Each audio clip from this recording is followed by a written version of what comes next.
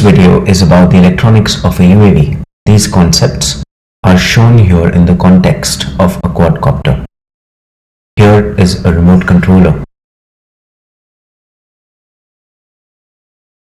The remote controller sends signals to the receiver, which is a part of the flight controller. The flight controller also consists of a power distribution board. The flight controller sends signals to the electronic speed controller. What these are and what they do, I will get back to them. The power distribution board.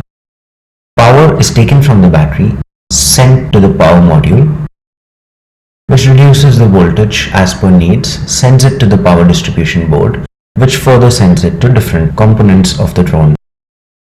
The electronic speed controller regulates the speed at which the brushless direct current motors rotate.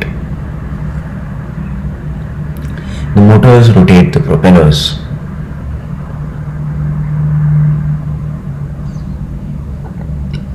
Our drone can also have a camera